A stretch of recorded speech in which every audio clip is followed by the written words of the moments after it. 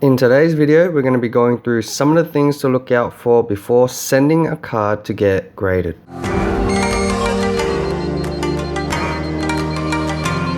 What is going on, guys? I'm AT and welcome back to another video. So I've been asked this question quite a lot, and that is, how do I pre-grade a card? What do I look out for before sending a card to get graded? So I did go through some of the points before in my how to collect video, but this is a little bit more in-depth. So the first thing we're going to be checking out is holo foil lines and factory lines. So there's a difference between the two. Holo foil lines basically is where a sheet of foil has been cut and attached onto the card, and you can clearly see it on this Bergamo. Actually, on this Vegeta is a lot better.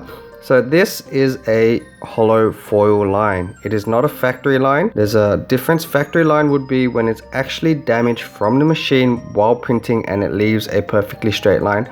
But these are holo foil lines. They can affect the grade if you have multiple. For example, this one, or it's really visible and affects the card in some way. But most of the times, just one singular line doesn't really do much to the grading, as it's a common thing for Dragon Ball Super. So if you can see this Vegeta, you've got one going from his hand straight across that way, and then you've also got another one vertically going straight down the card this way. So that is a holo foil line. As you can see, this Bergamo also has one in the middle of the card, so it goes straight down the G all the way down to his head, one straight line. Now, factory line or damage is something like this. So this is a factory line. As you can see, just underneath his eyes, you can see the damage straight on the foil, straight across like that. Perfectly straight lines, factory lines on the foiling. Most of the time it's on foiling that you can see it more than on a normal plain card. And then also you can also get the, as I mentioned, holo foil lines that do damage the card, which you can see on this Goku Black here. So you can see there is the holo foil line, which is straight down the right here, right next to him, but at the same time it did leave a clear white visible line on the card. Now that will definitely affect the grading, so if you have something like that, don't bother sending it in. Next up, we're going to talk about centering. Now I know a lot of people have a lot of difficulty trying to see the centering usually at the front of the card. So here's some of the things that you need to look out for when you're looking at the centering. So we'll start off with these ones here. So this Broly here, first thing normally for centering you check is the top left corner where the number is.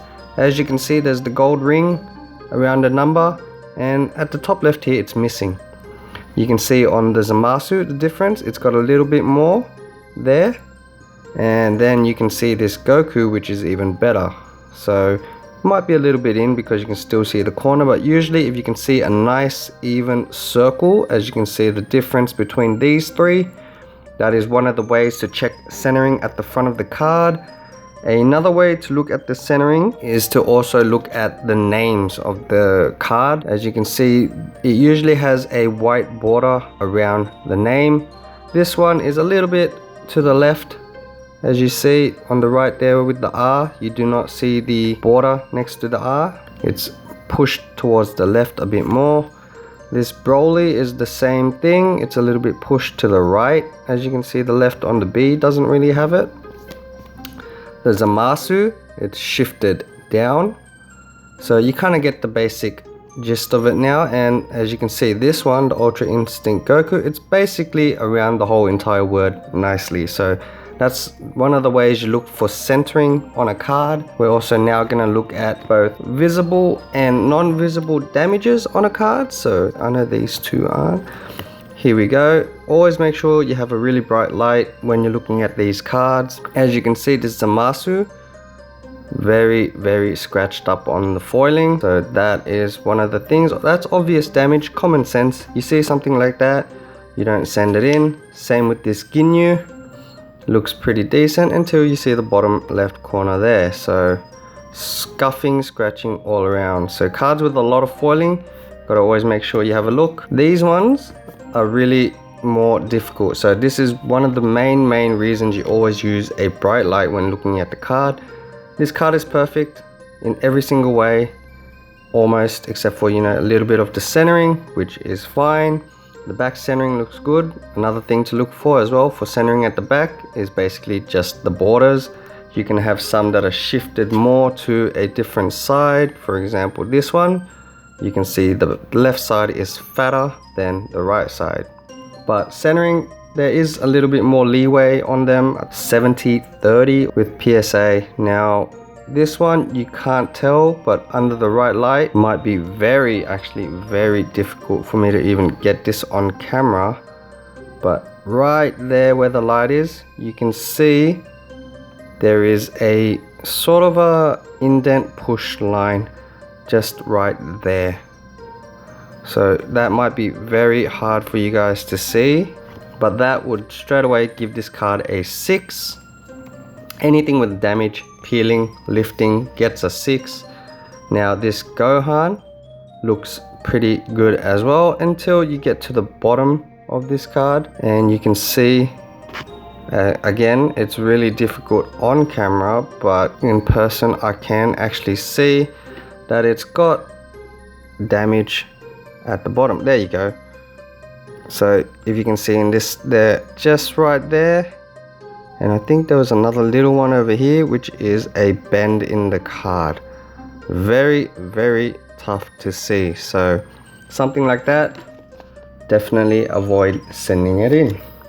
Now another main problem that we get with Dragon Ball Super cards is specs. Sometimes you get a little bit, it's okay, but there are some that are really tough. So just like this photo here, that is another problem. So specs is one thing to look out for. You do get docked on grades for these. Back when they first started grading, it was a lot easier to get by. Okay, so here's another thing to look out for. It is edges and whitening. Usually edges are pretty good in Dragon Ball Super, but whitening can be there. So as you can see on this card here, the bottom right corner, there is clear whitening.